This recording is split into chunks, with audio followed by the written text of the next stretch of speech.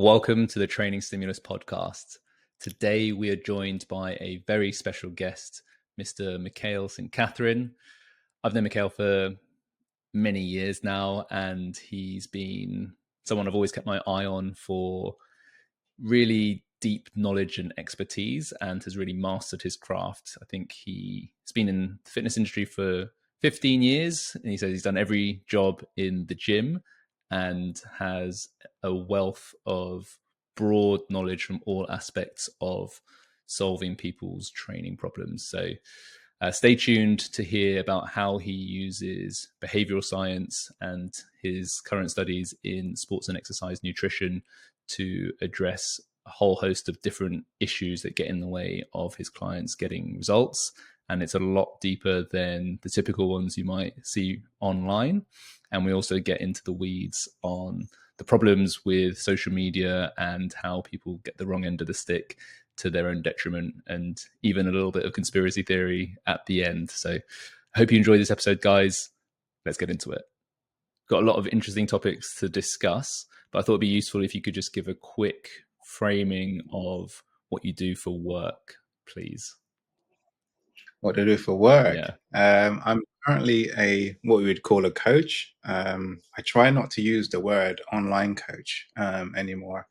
So I'm trying to stem away from that, because it kind of comes with like a negative connotation now. Everyone's an online coach and they're not actually an online coach.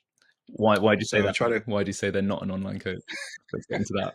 Because if you look at Instagram, so I can close this. If you look at Instagram, there's like a lot of people and a lot of, I wouldn't say athletes, but maybe people who like the gym, train, they're trainers, whatnot, and they'll call themselves an online coach or put it in their bio, but they're technically not actually coaching anyone online, and they've not created the systems needed to actually deliver coaching properly online. So I have noticed there's like a negative connotation with it. When people see that, they're kind of like, oh God, another one. So I'm trying to pull away from that. So yes, I work remotely with my clients, but I'm kind of rebranding, reframing myself as a personal performance coach or performance strategist for people who want to optimize their health, energy, and performance.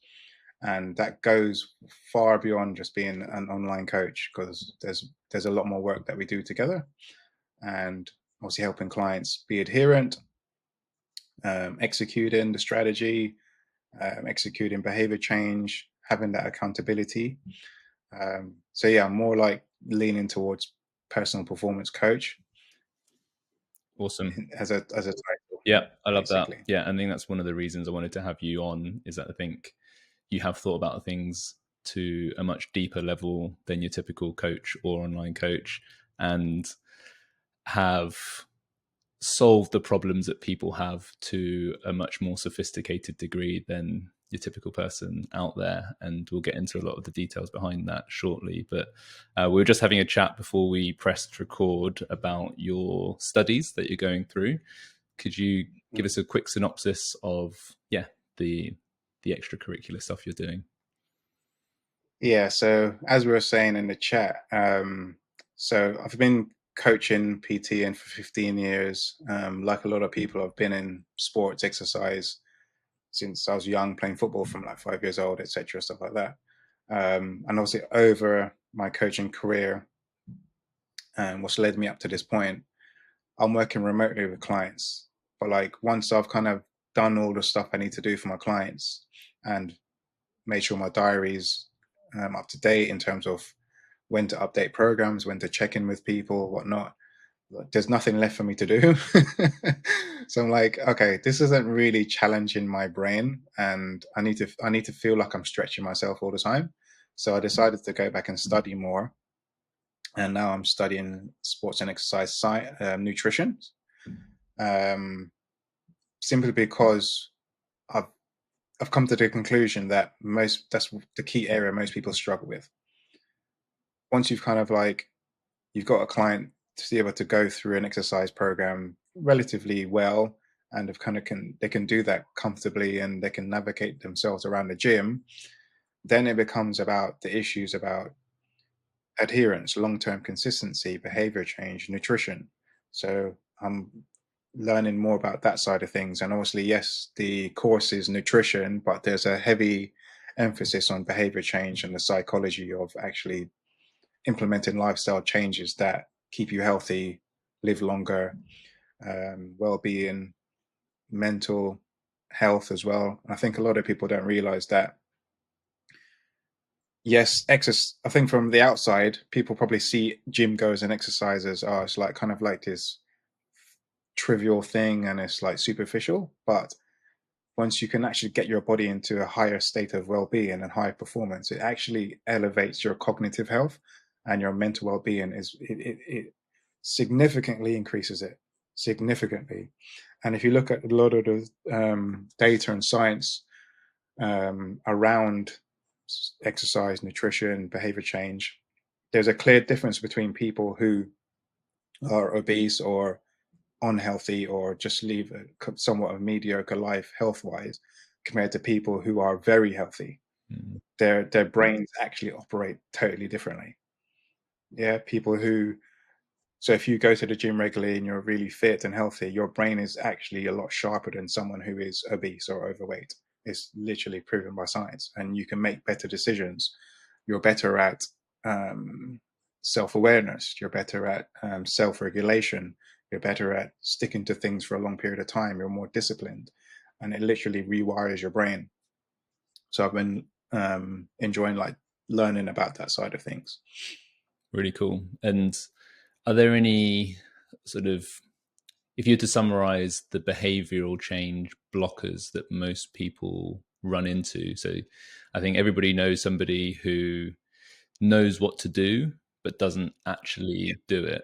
What's going on in like a typical case? Um, for the most part, it comes down to, so a lot of my framework and around coaching someone is developing self-efficacy. So the belief that you can actually achieve something, right? And a lot of the blockers are just environmental changes, being able to stick to a plan, being able to self-monitor over a long period of time. And that's where a lot of people struggle with, Mm. is self-monitoring. So even things like making sure you're tracking your food, staying on top of your nutrition intake, implementing strategies around organizing your nutrition so that you can execute over a long period of time. So a lot of the blockers are literally around organization, self-monitoring, self-efficacy. Do you believe you can actually achieve what we're doing here? Being able to execute and be adherent to something over a long period of time. And obviously accountability as well. I think a lot of people don't understand how much data science there is on the ability for someone to achieve a goal if they have someone holding them accountable, checking in with them multiple times a week. And it's even sometimes it doesn't, there's data to show that it doesn't even have to be a coach. It could literally just be a training partner. Mm. It could literally just be a friend that you're talking about your health goals with, or saying, I did this great, or this wasn't good. But also within the coaching framework, we take it to another level because we're collecting data. We're utilizing tools to make sure that you're implementing and executing the strategy we have in place over time, and make sure you're doing the little things every day to adhere to the behavior change needed to get you from A to B. So the behavior change is the vehicle that transforms people. Definitely. Yeah. I think anyone who works in fitness, in person or online, one of the major challenges is that adherence. And we've all had clients who, well, some of them literally will lie, but aside from Yeah. that, trying to get them to do the things they know they need to do to reach their goal can be the biggest obstacle, sticking to their meal plan. So are there, like, without giving away the keys to the kingdom, what are the practical strategies you would use for somebody who is a bit chaotic, they're a bit disorganized? How do you affect change in the way they run their life, especially remotely? Well, first of all, that person has to want to do it. So if that person doesn't want to do it, then there's nothing you can do or say to make that person change their mind. They have to come to kind of realization that there is something they need to do differently, or they need help. And I think most people, if we look at the data and like people being overweight and obese, they obviously there is something lacking there between them being where they are and taking action, right? And I don't know what that is yet, as I'm still trying to figure out what it is. And a lot of, clearly, government health agencies are still trying to figure out what it is, because people who are overweight and obese is just getting worse. People who are unhealthy is getting worse. Even though we have so much technology, so much information, people's health are actually worse. Because even like if you go back to like your parents' era, or like their, so like 70s, 80s sort of thing. Yes, they didn't have as much information, and maybe they didn't live as healthy lifestyles as we do live, but obesity rates weren't as high, right? So there's something missing there. I don't know what it is. And obviously now, 2025, we have so much information. It's overwhelming. But in terms of the health profile of the population, it's not as good. So there is something missing there between people taking action and being able to move from A to B. But once that person has come to me, or we have a conversation about they've decided they want to change or they want to improve, then I place that person on my framework, which orientates around developing a strategy to improve whatever they have in mind, whatever goals they have. So we first figure out whatever the missing links are, whatever they're weak at, whatever the weak links are. We first figure that out through obviously the setup process, and then I implement a strategy, explain it to them, and then we go about executing it.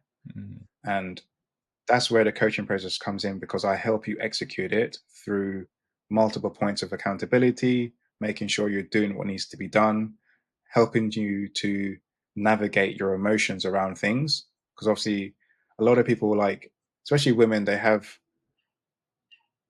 difficulty with self-image and social media and stuff like that. And sometimes they just need a bit of help saying, no, you're actually doing well. This is okay. This is what the data science says. You're doing okay, mate. We need to continue along this path and just address whatever feelings they're having, and then try to encourage them that they're doing the right thing and that they need to be more patient or whatever. Because sometimes I'll have someone who might not feel like they're progressing well, or they're not feeling good in their body at that moment in time, but I'll just show them the data that I've collected. I'm going, you're actually doing really good. just be more patient. You're doing okay. This is great. And then they go, oh yeah, it's actually pretty good. It's not that bad. Yeah.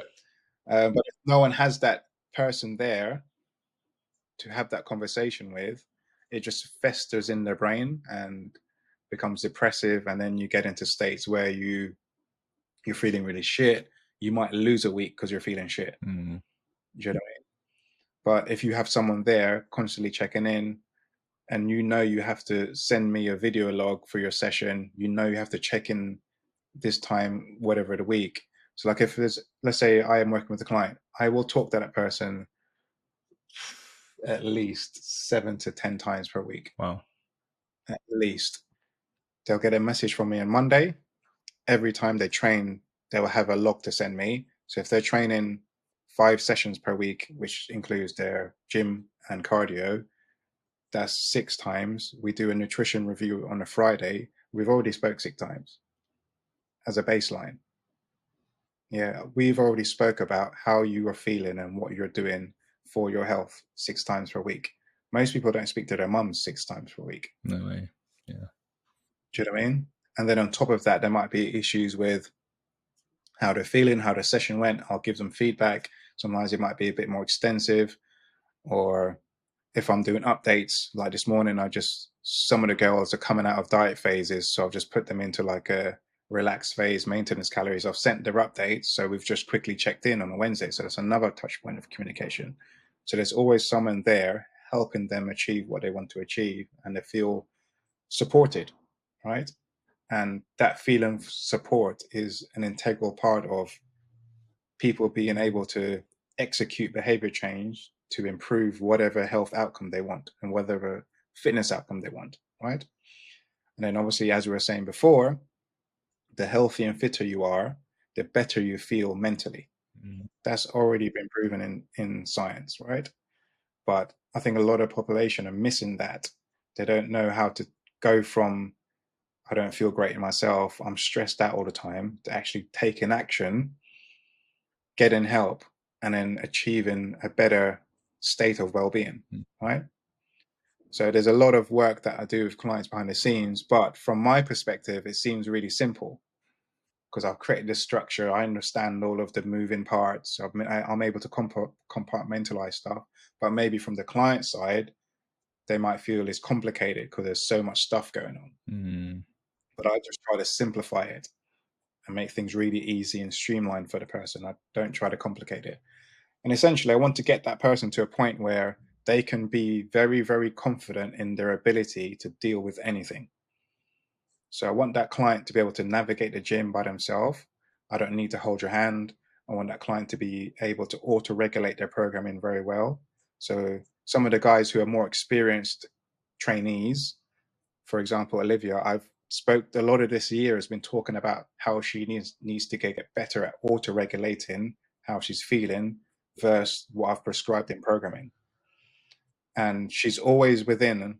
So let's say she's not feeling great, or she's on a period, or energy's low because we're in a diet phase or whatnot. She's got very good at auto regulating how to navigate the programming, that she's always in touch and distance of like her higher percentile numbers, regardless of where her body is in terms of like hormones or diet or energy levels or stress. She's always in touch and distance of those top echelon numbers. And she actually got stronger within our last diet phase, which probably lasted about 6 months. Wow.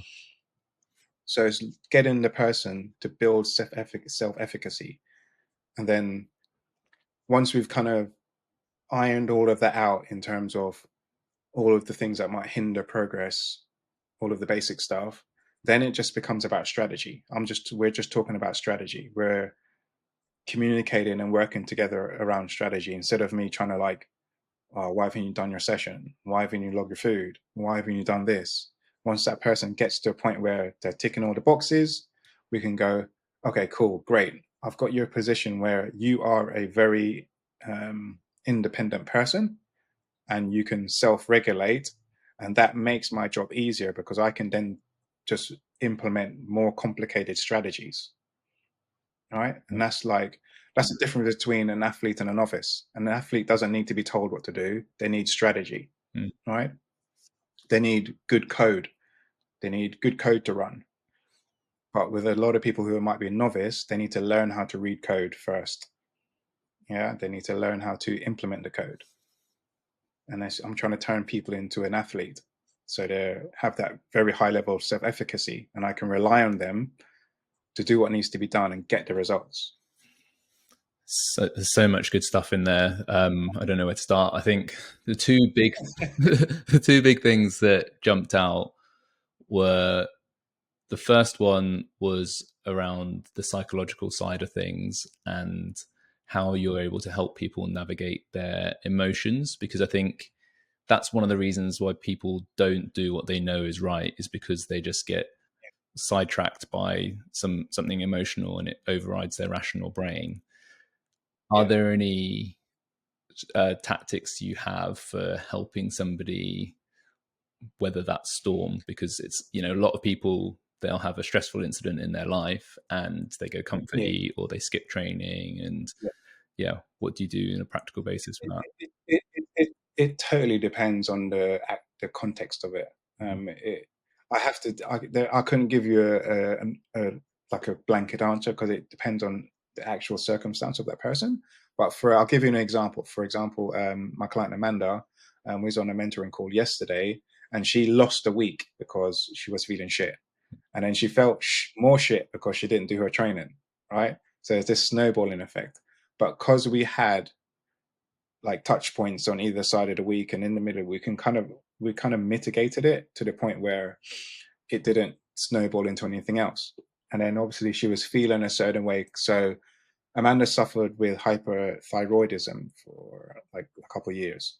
So sometimes she'll feel like that is an issue and that diminishes her energy, or she starts to feel depressive because of it, right? But once we've had conversated and kind of like navigated that conversation, we just realized that she needs to be, what's the word? She needs to be more proactive about controlling her emotions better. Yeah. So let's say, for example, so she's gone away, she's done her morning clients, so she's done like 5 to 6 clients in the morning back to back. So that's already very tiring. You've gotten up early. On top of that, I'm pressing her to make sure she eats breakfast in the morning, make sure she's fueling around that, because I know that is an issue which will lead to her messing up her training. So a lot of the work we're doing now is making sure she's fueling properly. So I'm constantly like checking in on her and like making sure she's doing that part first, because that obviously will reflect on whether she has enough energy to train or not. And then she'll come home, but then she said, okay, I was feeling really tired, and then because I wasn't feeling great and I thought my thyroid was playing up, I just ended up not doing anything because I just felt really shit. But then she starts to feel shit because she didn't do anything. So we've said, okay, look, you know, you have these clients every day. You know, you're going to come home at X 2 p.m. or whether, you know, you're due kind of an energy dip. All right. You know, that's coming.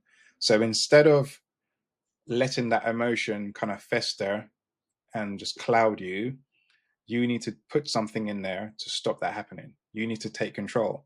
Like we're only human. So I've explained to her, look, we're only human. You only have 24 hours in a day. You only have so much energy you can dictate to certain things. Like we all have moments where we don't feel great, or you're a bit depressed, or you don't have self-belief or whatnot. That's fine. That's perfectly normal. Like it's black and white, right? It's yin and yang. You have to deal with it. You have to learn to sail it.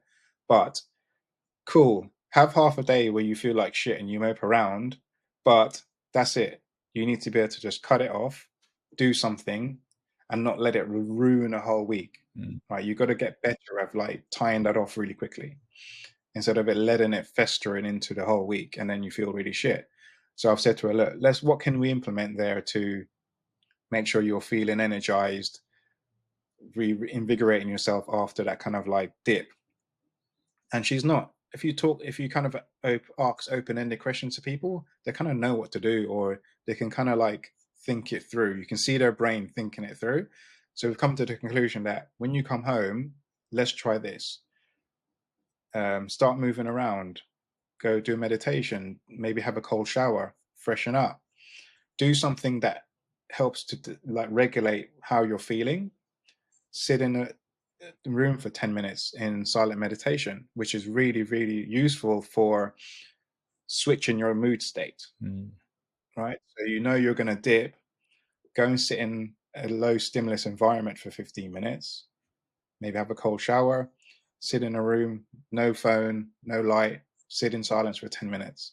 And that is a very useful tool for regulating your energy levels when you're not feeling great or you're feeling low. And you'll come out of that meditation feeling good and calm. And then you can go on to another side of your day, which is I need to train and like bring up intensity now. And she did it yesterday and she's like, I feel great. Awesome. Right. So it's just learning how, like, I've worked with a lot of people, and this is where like improving your knowledge base, learning the theoretical side of things, piecing it all together, you just have more tools to help someone. And if you're able to just like communicate with someone, help them get better at solving problems, like I'm just there to help facilitate you getting better at solving problems. All right. That usually fixes most things. So now we have a tool that Amanda can use going forwards that should mitigate that problem we're facing. And hopefully then we should have more consistency over the weeks and months, and obviously develop her training and stuff like that. And even when like you have like bad weeks at that, you always try to remind the person or the client what they've done well so far, or that they've done really good. So with Amanda in particular, like she's been learning weightlifting from scratch. I've taught Amanda weightlifting fully remotely, right? And I'm always telling her, look, you're doing great. This is really good. You're always giving positive feedback. And I'm saying, okay, cool. Considering last week you didn't track 2 days, or you're missing certain points of data, this part of your training was good. So it's always like kind of like a shit sandwich, you 2 good bits, 1 bad bit. Do you know what I mean? Yeah. And it's positive reinforcement alongside something constructive that they can improve on going forwards. And I think just learning a lot of the psychological side of things, the theoretical side of things, helps with learning to communicate and help people develop that self-efficacy. But yeah, it totally depends on the person, basically. That's such a good example of how you have skills and knowledge outside of your direct profession, and Yeah, it's such a common theme I've noticed in so many different jobs, is that people who are really good at that job have actually got skills outside of the job. Like if you want to be an yeah, amazing osteopath, you need to learn stuff other than osteopathy to actually yeah, deliver the result that people are paying you for. And you're a great yeah, coach because you've learned loads of stuff outside of coaching and training people. yeah. How did you establish that sort of knowledge? Is it just purely through experience? I know you do a lot of reading and research, but how did you get so Um, skilled at that? yeah, it's a good question. I think generally I've kind of been lucky. I say lucky, but I'm very I just want information all the time. So I want to absorb information and like a sponge. So I've always wanted to learn and develop. But I think what made things a bit easier for me is when I did my PT cert, I did it as a meant like an apprenticeship. So I had to go work in a gym. I had like 3 or 4 mentors to report to um, over the course of my career, because I actually started working in a gym before I did my PT stuff. So when I was just like playing football and figuring out my life when I was younger, I'll just do like gym jobs. I go, ended up being able to manage a gym, assistant manager, started in sales. So I actually started working in a gym sales and then worked up to assistant manager, manager. So I've literally done every job in a gym. I've cleaned the toilets. I've been a gym hand on the floor. I've done classes. I've done management. I've literally done every gym. And then I was like, oh, I actually like being here. Let me try do my PT stuff. Mm. And then you get into training more and you're like, okay, cool. This is really fun. So then my PT cert still like that, but it was more of an apprenticeship. Whereas now you can just do your PT cert, I don't know, 6 weeks online. You're not really getting any like, it's more a case of like, it's just like, it's almost health and safety. You're getting some basic anatomy and you're getting health and safety, but you're not getting any practical tools for working with people, right? You're working with different people and you have to get good at communication skills, how to navigate different types of people and stuff like that. But I think also I've had a lot of good mentors over the years. And I've always like, if I saw someone in a gym and they're like really good, I was like, I'm going to train with you for a few weeks, or can you mentor me or whatnot? And I was lucky enough to feel like I developed a good understanding of the practical side of training. So Mm. knowing how to program well and knowing how to compartmentalize movements, um, how to use constraints, how to develop people's quality of movement and actually get results. So one thing for me is like the programming side of stuff is a given. Like if someone comes over me as a client, it's impossible for you to not get stronger. That is 100% going to happen. You're going to grow muscle and you get stronger. So I confidently know I don't need to worry about that. I just need to put you on that framework, on that system. But then I need to be good at making sure you stick to it and you actually deliver all of the other stuff outside of that. So um, developing your ability to navigate a gym, like I said, which is a big issue for a lot of people, right? Especially if you're training on your own, but also being able to read the programming properly, knowing how to regulate yourself and how to implement, how to know when to pull, when to push, like stuff like that. So that's when I learned that, okay, cool, I can write all this great programming and yeah, this is great, but why are some people not being able to stick to it? Why are people not getting the results like the other person? And then that led me down a path of metabolism, that led me down a path of sleep, that led me down a path of nutrition, that led me down a now path of behavior change, psychology, communication, how to um, talk in a way to people that is like uh, it's motivating, it's evocative. You're asking open-ended questions. You're collaborating with the person instead of dictating all the time, and you're always asking how they're feeling.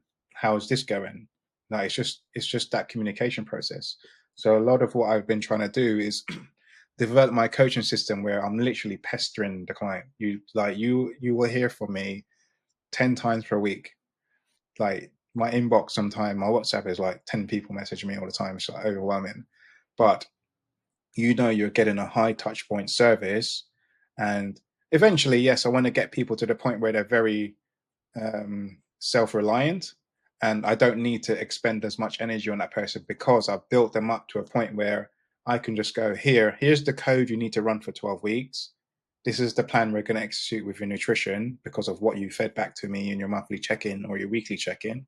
This is your new adjustment. Go and execute it. But you have to get someone to that point where they can actually do that without deviating too much. That's huge. That was the other thing I wanted to pick up earlier, was your description of getting somebody from a novice to an athlete where they're an execution machine. That alone is such a valuable gift. Like, you're basically giving them the gift of consistency. Yeah. And everyone knows, if you've looked at one motivational quote on Instagram, that consistency is the thing that unlocks all your results. But obviously there's a lot of truth in it. So yeah, I think a lot of people, that is the missing link, is just the ability to commit to a program and stick with it. And if they did that, they would get results even in a suboptimal program. So are there any common patterns you see with people that stops them being consistent that you would like to share with us? Mainly just, I think for the most part, it's just life things that might happen. It might be work, it might be stress, life events, family travel, stuff like that. But I think generally, if someone has the time or they're willing to dedicate X amount of time to their training per week, I can make my framework fit into their time constraints. So we can always navigate whatever things might be hindering consistency. But for the most part, I'm always looking at someone's relative consistency over a long period of time. So even if they have like a week or two where stuff happens and they can't get to the gym, it's fine, mate. Don't worry about it. What can you do around that? Are you doing your stretches? Are you making sure you're doing like a 5 to 10 minute work on your core and your glutes? Are you, like one of the clients I have, Gemma, she has an SI joint issue. So we've been talking together, and now she's implemented a walking treadmill at home while she works at a standing desk. So it's just like things that help improve lifestyle overall. So even though, yes, she goes to the gym quite regularly, but there's still some sort of issue there in terms of like her SI joint issue. So we're just trying to improve all the time. But I think overall consistency is something that you're always working on with that person, because that's one of the main pillars of like self-development generally. But there's always going to be stuff that comes up. So I don't get too bummed out if like they've had family over for the weekend and they've missed a session. I don't get on clients for that. I don't really pull them up on it. I would say, that's cool, move on to the next session, let's crack on. Because I'm kind of looking at things over a longer period of time. But if I notice someone who is not, so it has a long period of time where there's nothing happening, then that becomes concerning. Or if that person is not participating in the coaching process. So if that person is not responding to messages, they're not doing check-ins, they're not like touching in, they're not checking in their training programs enough. Like if they're some of the guys who train with me, I want to see everything. Other guys, I want to see just your main stuff because they're at different parts in their journey, right?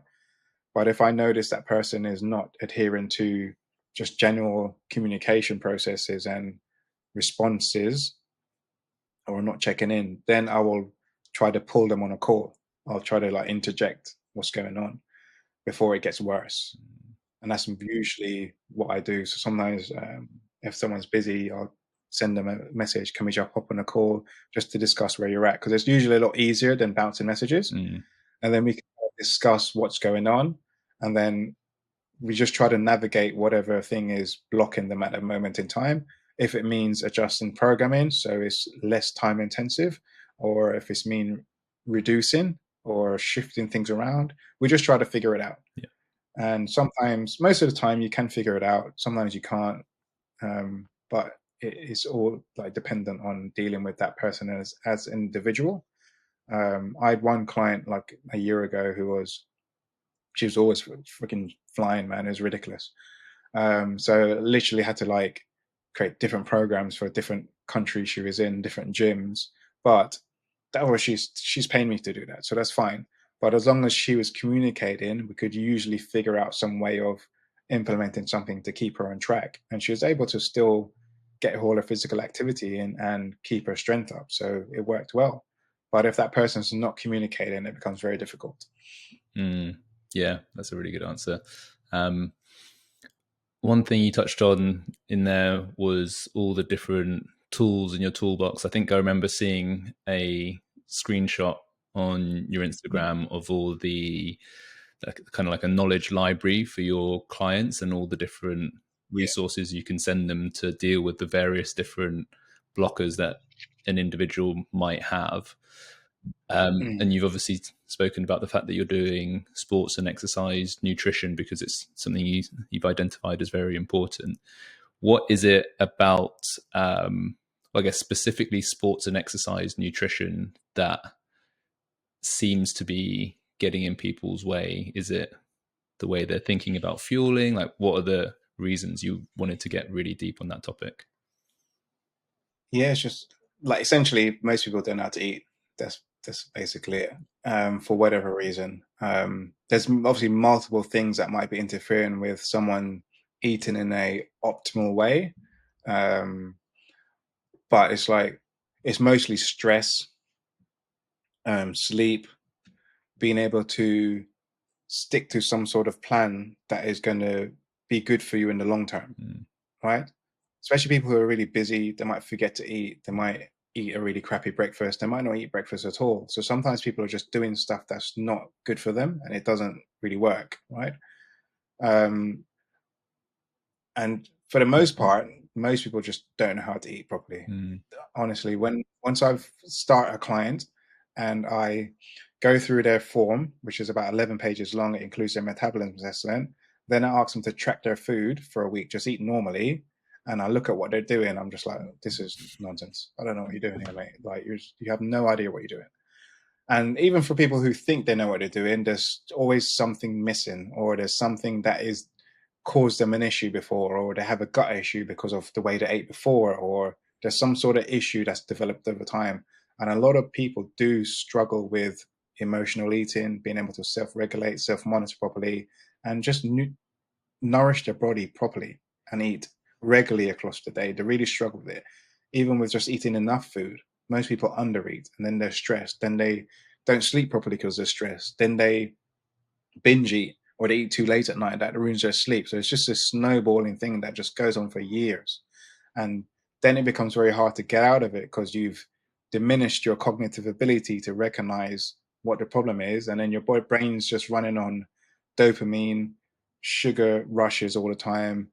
And because you feel really shit, you're just eating crisps and chocolate and donuts and random shit. And you're trying to plug things in, but it's not really working.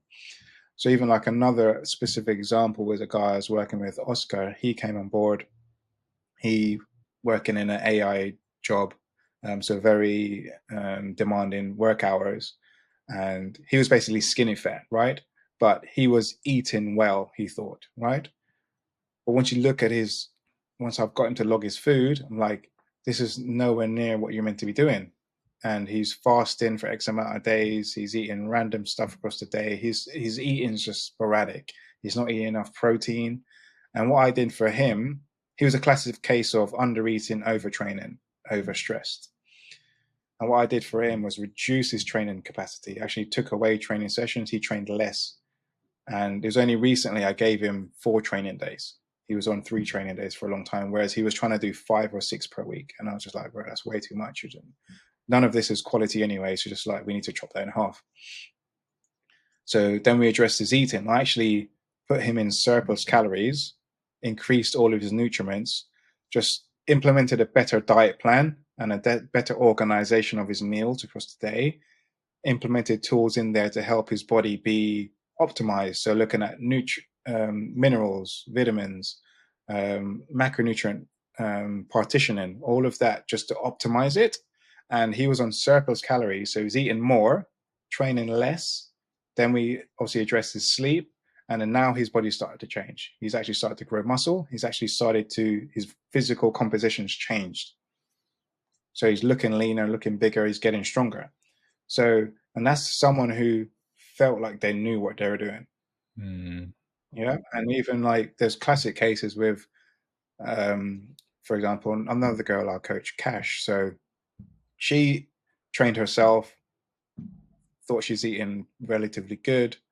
We've been training for like over a year now, and anyone can go see her testimonial on my page. It's a video, and she explains that even though like, so Cash before was stronger than most girls in the gym.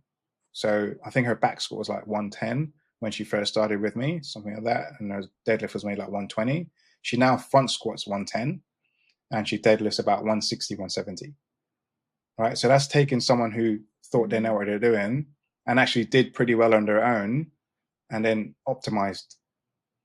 And now you've actually seen your true potential. And she's not like, her ceiling is so high because of genetics, right? Some people have a better genetic profile than others. So your ceiling is determined on your genetics, right? And her ceiling is so high, we're not even scratched it yet. Not even scratched it. I predict she'll squat 140, 150, deadlift 180 plus, with relative ease. It's just a matter of time for her, to be honest. And what was going on So with her nutritionally? it's just eating randomly. It's just eating intuitively, but your intuitive eating is just not, like, you haven't got a good data set to go off, right? You've got a poor data set. It's not clean data that you're using to eat intuitively. So once you've optimized it and make sure you're hydrating properly, getting all the right nutrients for hydration, make sure you're sleeping well, make sure you're getting enough protein for that phase of training, make sure we're partitioning calories to align with your goals and your energy output and your expenditure output, or your perceived performance goals, then you can excel. But sometimes people just don't know how to partition that properly. And if you're not tracking like she was, and you have no idea, you haven't got any data to go off. So it's just literally about optimizing that nutrition setup. And that allows the body to then be able to expend more energy to strength training, growing muscle, repairing ligaments, tendons, developing neuromuscular pathways. But if you're not feeding the body the fuel it needs to do that, it won't do that. 100%. And I think one of the things that I like about the way you do things is I guess your views on the nutrients that we need, and have a very nutrient dense diet, lots of animal foods. Are there any takes you have on nutrition that often surprise your clients? Like where are they taken aback by, oh, hang on, you want me to do this? No, not particularly. I'm pretty in the middle ground, to be fair, because obviously when we look at things from a bird's eye view, as you'll know, so if we look at like the bell curve, most things and most people are in the middle of that bell curve, and that's where your nutrition usually needs to be. And because when I'm working with clients, I'm tracking the data, I'm seeing exactly what you're eating and what is coming into your body. I can look at all of the independent micronutrients and vitamins. So if someone's struggling with energy and their iron is low, okay, that's a clear red flag. Let's bring your iron up. Maybe add something in here to bring that up. So we're constantly looking at fine tweaking things, right? Looking at potassium, magnesium, all of this comes in through the app I use with the nutrition. So I can see exactly what's going on. And optimizing nutrition is about tangible outcomes. It's not just about eating clean. Anyone can eat clean, but if you're trying to optimize for performance, there's certain markers you need to meet, and there's certain phases of training and diet you need to go through, right? Spending some time losing fat, spending some time in surplus. So your body is like, we have a lot of energy coming in, stimulus demand from training in this phase is high. We can use that to actually develop our strength and get a tangible outcome. So it's just about pairing all of the kind of moving parts and making them sync and work well over a period of time. So that's where I like the way I think helps, because I can like compartmentalize and put things together and think globally, where sometimes people just struggle with it. And I think that is one of like the key areas. Like some coaches, is a skill you need to develop, and they can't really. It's hard for them to do it. So you might have probably experienced that in yourself, because even watching your stuff, I can see you think a similar way to I do, because you can compartmentalize and you can separate a movement into one segment and understand what part of that segment is an issue, how to address that segment, maybe isolate that segment, make it better, put it back together. But people haven't got that kind of what's the word? It's kind of they haven't got that rough way of thinking about it. They haven't got that overarching.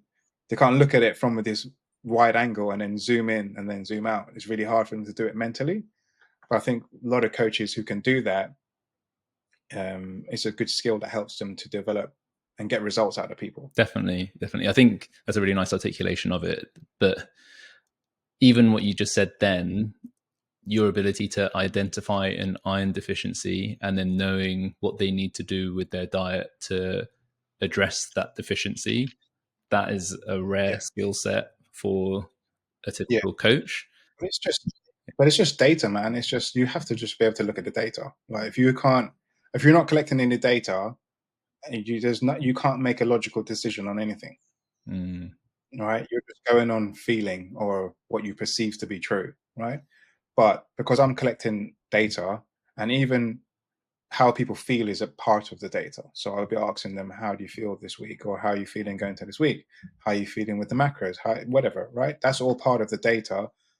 But I also want actual like quantitative data, right? I want actual numbers to see if what we're doing matches with what you're saying, how you feel, right? So if there's not a congruence there, then I know something's off, or that person is just perceiving things in just the wrong way. Because sometimes your feelings can be wrong, right? Yeah. Sometimes your feelings can be right, but we need to be collecting data. So that's why over the years of coaching, I'm like, cool, I can write this great program in. I can coach this person in person. I can be a good cheerleader leader. I can actually push this person. But there's something missing here to make sure that we're actually getting results. And the missing piece is data. So over the time I've gone, I can't collect data if I'm on the gym floor with someone. I don't have time to review that data if I'm on the gym floor for 7 hours. So a lot of my coaching now is, yes, remotely, but I'm just looking at data. I'm literally just reviewing data. So is data on how that person is saying they're feeling? Is data on their body weight, their obviously weigh-ins? So looking at what sort of changes is happening there, looking at their nutrition data, looking at their monthly check-in data, because that's all feedback from the person. I want to hear what that person thinks and feels at the end of the month on how they've perceived we've done, right? And obviously, if that person misses a check-in, I'm like, bro, like, this doesn't help me. How do I know what to do with you because you're not doing this bloody check-in? So you have to kind of press them to do that. You have to press people to do their video logs for their training. Like let's say you train 4 times a week. You will literally send me all of your videos for that session. I'll look at that as visual data.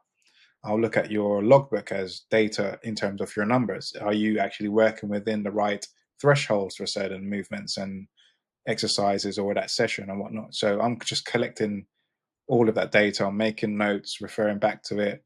Then I can make logical decisions on what to do going forwards. Because once you have data, you have stuff that you can look at and say, okay, cool, that's missing. That's a weak link. That's low. That's too much. And then we can dictate on that. Yeah, that's a great way of putting it. I think we were talking about it before we hit records, how being remote, you can actually offer a much higher level of service because you can focus on so many more variables, because at the end of the day, the training is just one component to getting somebody a result. And quite often the thing that's blocking them from getting the result lies outside of the training, and all the things that you're looking at there can be game changers. You transform someone's sleep. That can be the difference between making negative progress and like extremely fast progress. And if the only access you have is an hour with them a couple of times a week in the gym, and you've got a training session to do, you're not going to be able Yeah. to dig into all the variables as to what could be holding back their sleep. Yeah. You ain't got time to even, like, you got an hour with someone, you haven't got time to talk about anything. If you start talking about stuff, you waste time on what you could have been doing practically. So you haven't got time to teach them stuff anyway. So if they have an issue with their sleep, we got an hour here, bro. Like, I can't help with your sleep. I can't help with your nutrition. And if we do talk about it, it's like very passive conversation. Whereas like when I work remote with people, every Friday they know their nutrition's being looked at and they're getting some sort of feedback.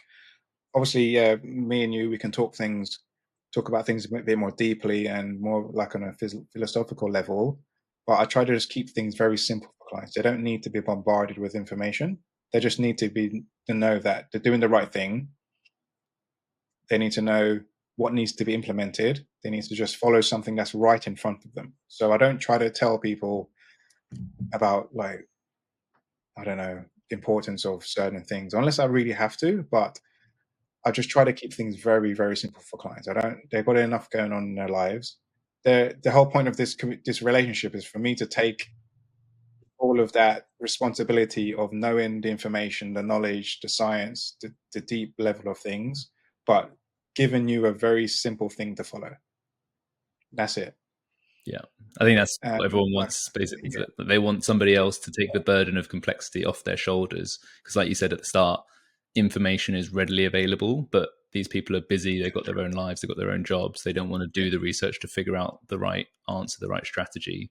So the yeah, gift you're giving is basically doing all that heavy lifting and research and distilling it down into what they need to know. And that's the valuable thing, of giving them the thing that's right for them in that situation without the yeah, time burden. yeah. Something I talk about with some of the guys I train, because a lot of the guys I train are actually PTs, is everything is context driven within this like health and fitness space. Like, cool, there's loads of information, there's loads of science, but it's all about right person, right time, right application. It has to be those three things.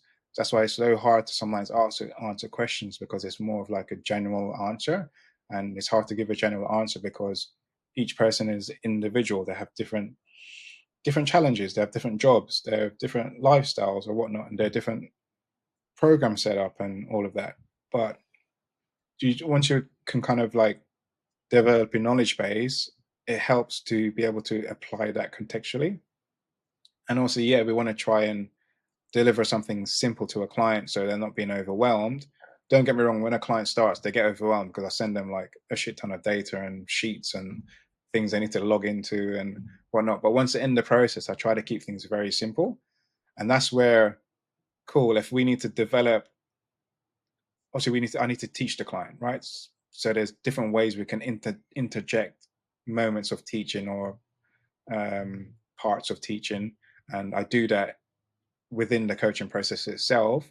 But one thing that helps to deliver that is obviously through content, through long form content.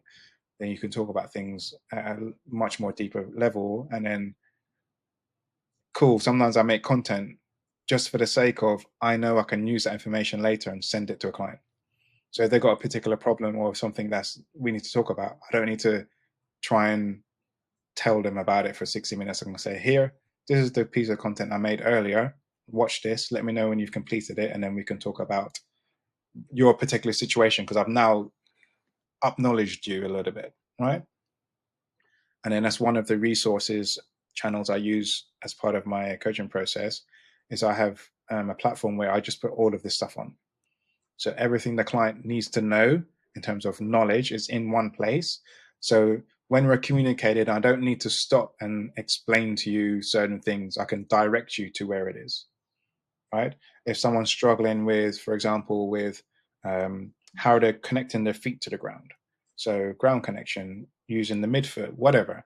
Maybe sometimes people use their heels too much because they've been taught in PT course that they need to be shifting the weight on their heels when it's just actually nonsense. I literally have a section about ground connection and foot how to use your feet properly. So if I can see that person struggling with that, I can say, go into the platform. There's a section about ground connection and feet. Go read it, watch it, let me know when you've done it. And then they go, oh, okay, that makes sense. Yeah. Brilliant. Do you know what I mean? So it's just, yeah, it's trying to just build an infrastructure that kind of solves all the problems. Yeah, spot on. I think, yeah, that's one of the reasons, one of the things that prompted me to get you on. You've been on my list for a long time, but you put out a podcast on why you're doing long form and why you're, um, capturing your thoughts in that way, because it serves so many purposes.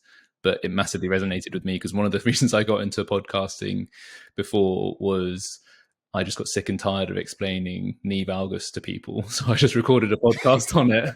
And I was like, right, before we go down this path, just listen to that and then we can talk. Yeah, And it just 100%. head starts the conversation. Yeah, But 100%. yeah, I think it, If you're repeating yourself, if you can preempt that you're going to repeat yourself about certain issues or topics, you might as well just create a long piece of content on it and then use that as a tool to teach like later. And then you don't need to have this kind of repetitive conversation going forwards. And you've kind of solved problems ahead of time. exactly. Yeah. And also, essentially, that's all I'm trying to do with my coaching framework is I'm trying to solve problems for the client ahead of time. So it's hard to impart that, even when you're like discussing people who might be interested in working with you.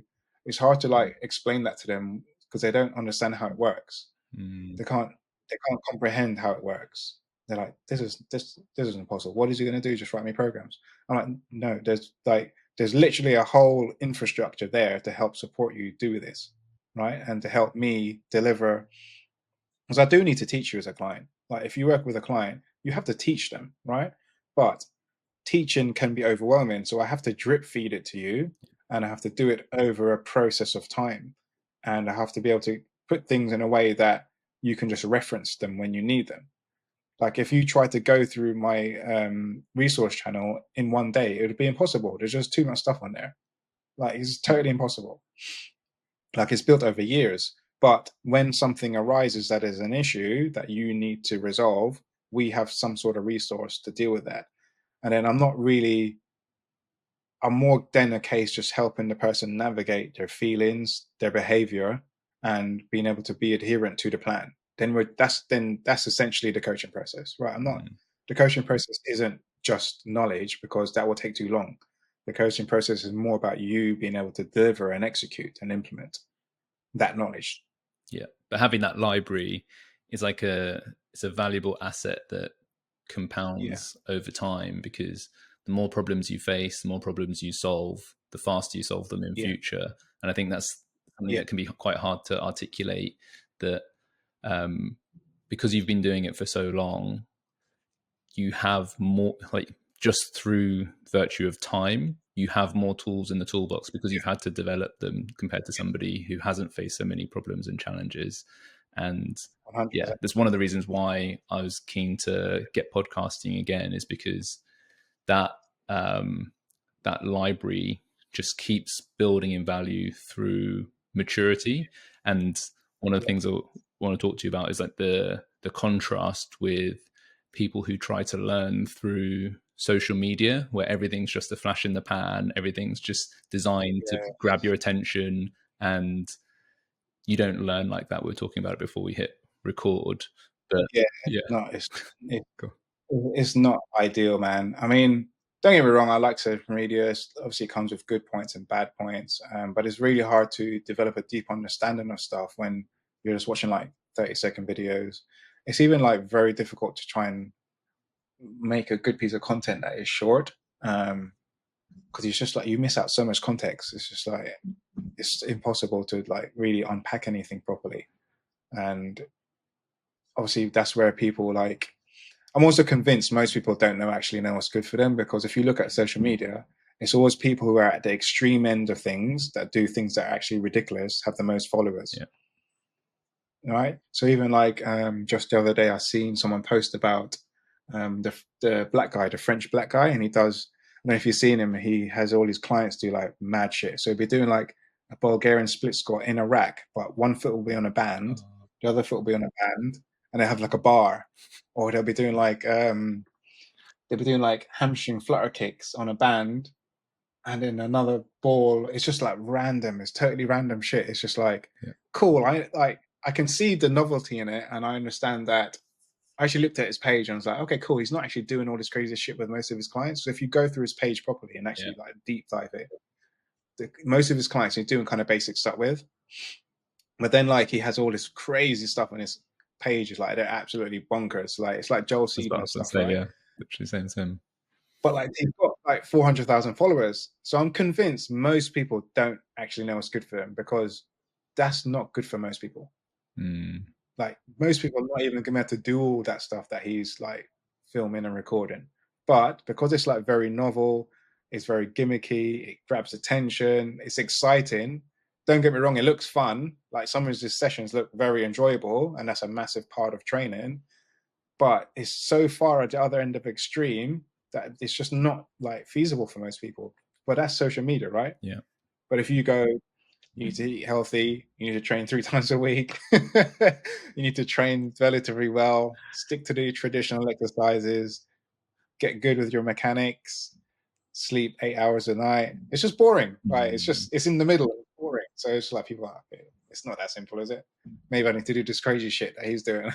Yeah, spot on, mate. Well, you said the magic word is context. Like when you have 90 seconds max, but most people, their attention span's like 7 seconds. So if that's all you've got with somebody, you don't have an opportunity to portray context at all. So everybody just wants the 3 second footnotes of Yeah, what's this post about? Oh, this post is that meat is bad, or this post is that this is how everyone needs to train. Like everything is an absolute, everything is an extreme, and it just makes everybody's job harder, to be honest. Like even even if you have the understanding to unpick it, you're still just polluting your mind, because your yeah, subconscious is, whether you actually rationally believe it or not, you're basically yeah, programming your brain to be like, oh, this is positive, this is negative, yeah, in an absolute sense, rather than yeah. You developing a get deep TikTok understanding.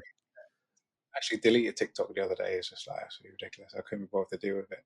I didn't really do much with it, but I just did. I was like, I don't need to use this app, so I deleted it. But I think people who like might be in the space like me and you, who want to look at things in a deeper level, or need to because of how you're setting things up and how you're delivering your coaching and helping other people, you probably need to talk about things at length, and you probably need more time, right?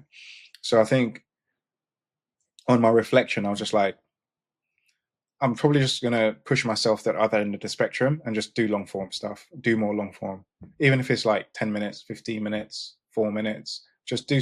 I'm just not going to constrain myself in terms of like, yeah, I will push out shorter stuff if I need to and I feel like it, um, and maybe some creative aspect there. But generally, I think it'd just be better for me if I do long form. So talking to the mic for an hour or whatever, or talking for 10 minutes, doing a longer YouTube video, doing something where I'm presenting research I've discovered. Because even just like when I created, I'm using freeform now in some of my content, um, just because it helps me like, if I go and research something, it helps me just like learn it and Mm. comprehend it. So I'll go do the research, read, put it all together, put it in a free form, talk about it, just post it as content. But at the end of the day, yes, it's content, but it's actually helped me learn and comprehend that better and then be able to implement it. So for the most part, I was just like, okay, cool, whatever. I'm just going to do this for myself because it's going to help me learn better anyway. So even if like I don't get that many views, but I've helped myself learn and become a better coach, and I get 5 people who are really interested in it, I've won. Yeah. Right? Yeah. Do you know what I mean? I've won that game. So I'm just happy with that decision to kind of just go towards the end of the spectrum in terms of content. Or else you'll be trying to beat the guy who's on bands and doing random shit with his clients. Like, it's just not me, innit? I'm not going to do that. So it doesn't make any sense trying to fight that battle Yeah. whatsoever. Definitely. Yeah, I couldn't agree more. I think, yeah, like you say, you'll get less eyes on, but the eyes you get on will be a better quality, in that you generally attract people who appreciate the understanding. They're actually interested in Yeah. learning and education, and want to hear the details to get to appreciate the depth of your knowledge. Whereas Yeah. scrolling social media, you just see thousands of people posting the same nonsense Yeah. just presented in a different way. And people literally copy posts to do the best 4 exercises for this. And so I'm not, I'm really not interested. But I think in the long run, I think long form content wins. So if just you look at the space anyway, everyone who does long form at a high level, they win. So I was just like, okay, cool. I'm just going to choose that path and go with it and play the long game with it. Yeah, I think it definitely plays into your strengths. Like if you have the knowledge, then it plays into your strengths.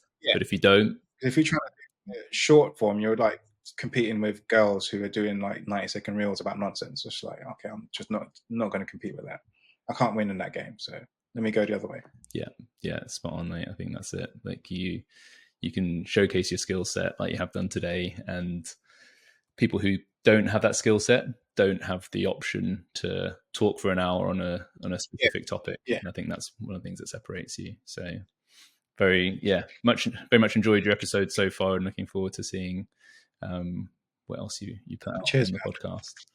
A few more planned. I think I'm going to do one on how the I need to research it properly, but on how the tobacco industry took over the food industry. So that's going to be quite interesting. Yeah, it's really it's very insidious, man. I don't think people realize how bad the food industry is. The more I learn, the more depressed I get about it. You might have to put that one on Rumble, mate. Just in case.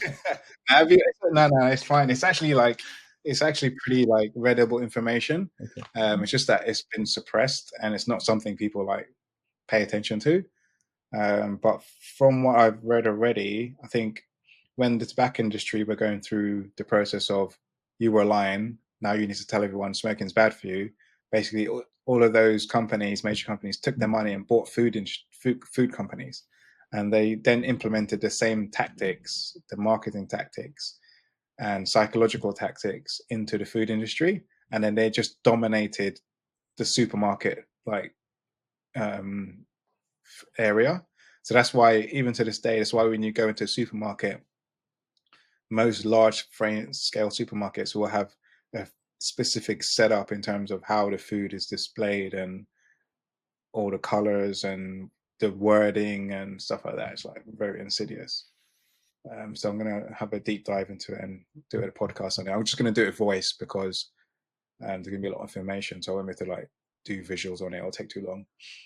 Yeah, I think that's an important topic and something that's getting more and more attention, but still way less than it deserves. Because I think it's so fundamental to health. And when we talk about missing pieces, that is one area where there's a lot of misinformation, which has caused, I think, really significant damage to a lot of people's health, because what they think is the right thing to do, or that they think is good for their health or their family's health, is actually just nonsense. Been misled in it, unfortunately. Awesome, mate. Well, I look forward. And obviously the government. Sorry, go ahead. The government has a huge role to play in that as well. There's a lot of like bias and manipulation, stuff like that. But we get too conspiracy if I go down that road. Yeah, I think you're right. I'll leave that for a later podcast. Yeah, well, I look forward to hearing that one when it's ready, mate. But I think that's a good point to wrap it. Where can people find out more about you?